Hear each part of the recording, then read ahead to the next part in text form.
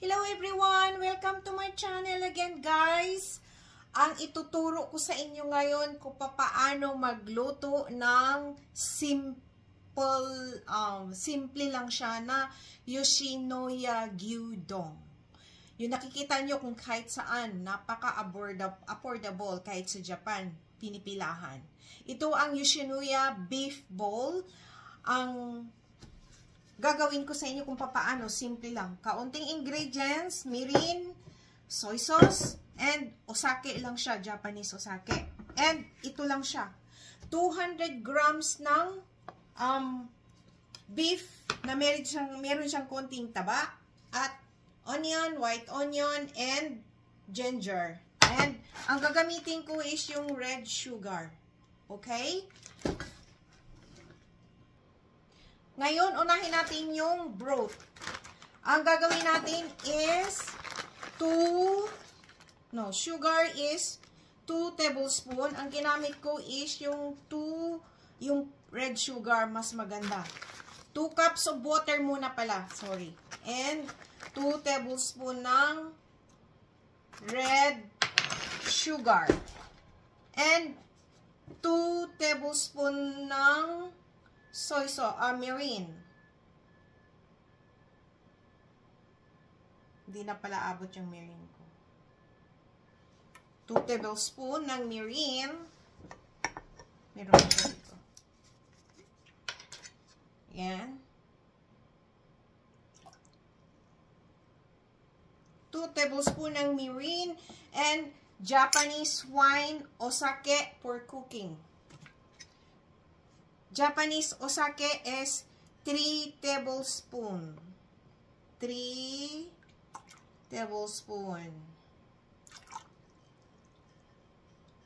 And 3 tablespoon ng soy sauce.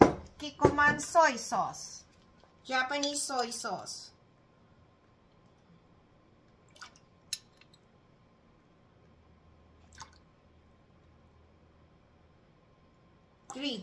Okay?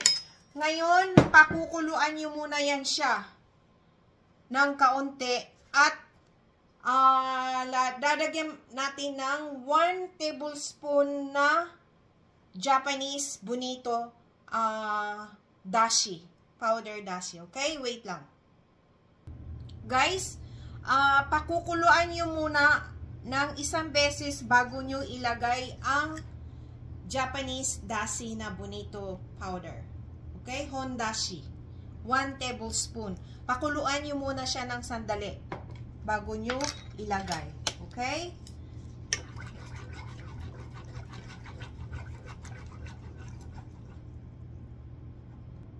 Habang nag-aantay tayo ng kumulo, ang hiwa ng luya, ginger is like this. Pahaba siya. Okay? Pahaba siya.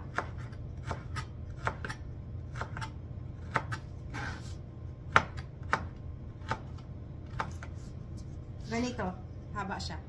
Okay? Ang sibuyas naman, hatiin nyo muna sa gitna kasi dalawang beses natin anihin yan eh.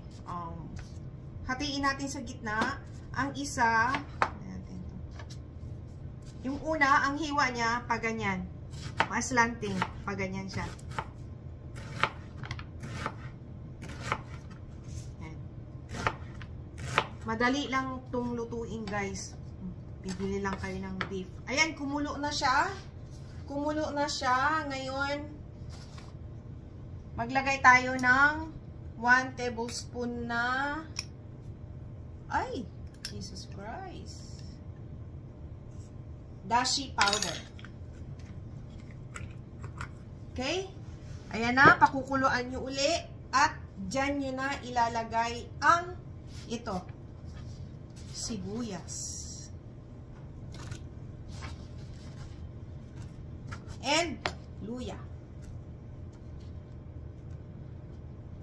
Okay? Pakukuluan nyo na muna ng isang beses uli.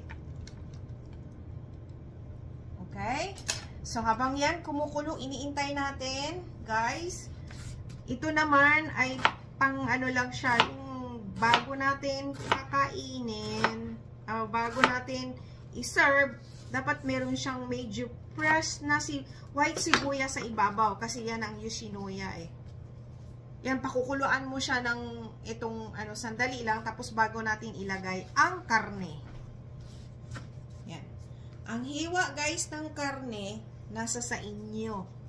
Pero ako ginagawa ko yan, 200 grams to guys ha. Ganyan lang.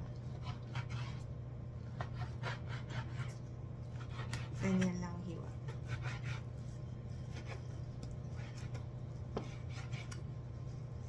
Manipis lang siya yung pang shabu-shabu na beef. Ayan, pwede na yan.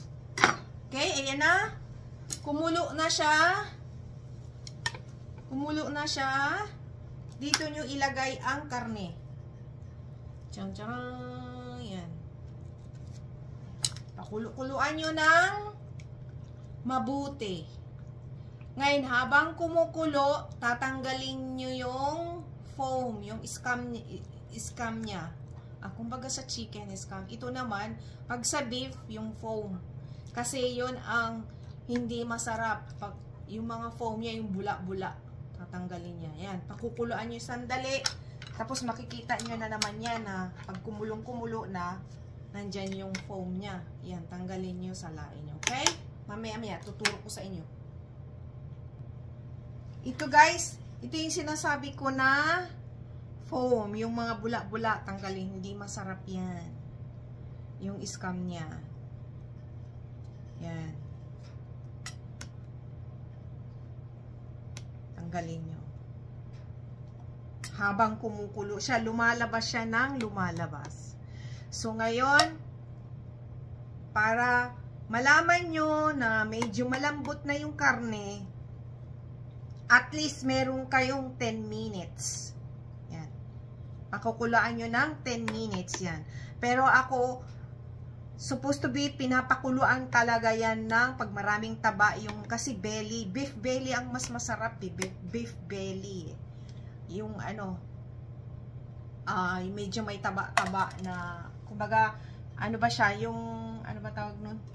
Meron siyang taba na talagang, taba ng beef kasi mas masarap. Ayan, pakukuluan mo ng, ako naman kasi malambot na yung karne, 10 minutes lang guys ha, babalikan ko kayo.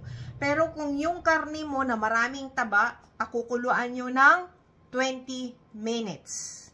Okay? So, after 10 minutes, babalikan ko kayo. Takpan nyo guys ha.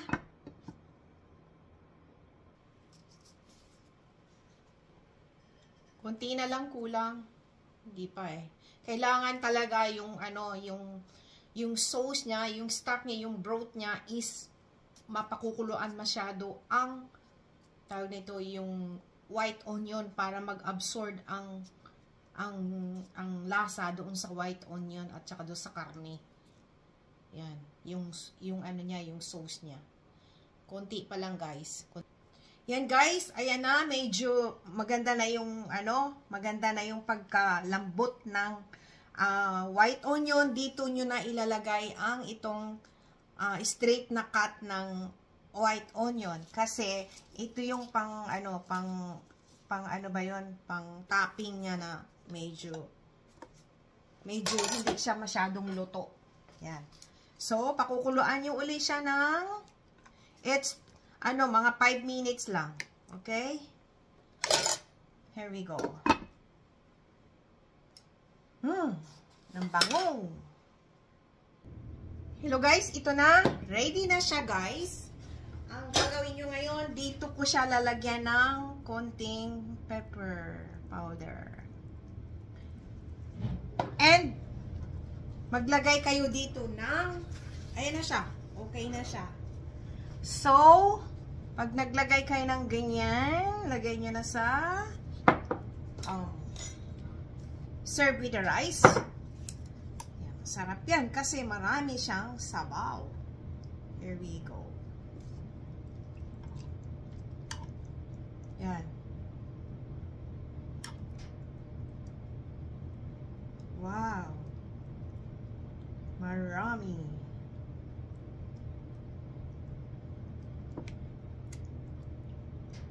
Talagang Lagyan nyo yung sabaw guys ha. Wow, yan ang Yoshinoya Gyudon. Okay? Ngayon, ay, nagkalat na.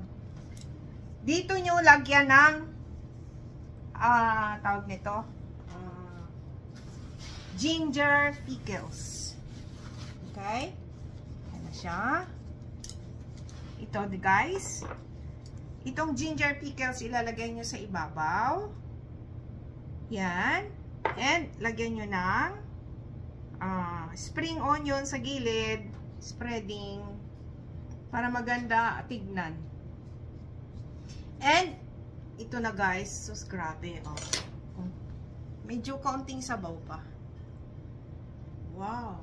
And gumagamit sila ng ichimi. Dapat yung ichimi 7 spices. Pero ito, ichimi lang ang nabili ko. Wala akong makitang ichimi 7 spices. Ito lang ang isang 1 spices lang siya. Okay? Ngayon dito ako titikim sa, ayan na siya. Wait lang. Guys, ito na guys. Ito na ang ating Yoshinoya Gyudon. Beef in bowl. Ngayon, yung iba, nilalagyan nila ng fresh na egg dito sa ibabaw. Pero ako ayaw ko. So, pag ako kumain, gumawa ako ng pickles. Itong ginger pickles, gawa ko yan, guys. Gawa ko yan. Okay? Napakasarap. So, tikman ko na. Try natin.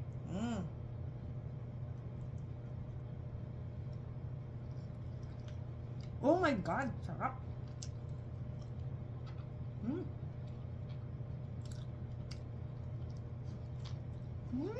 Sarap.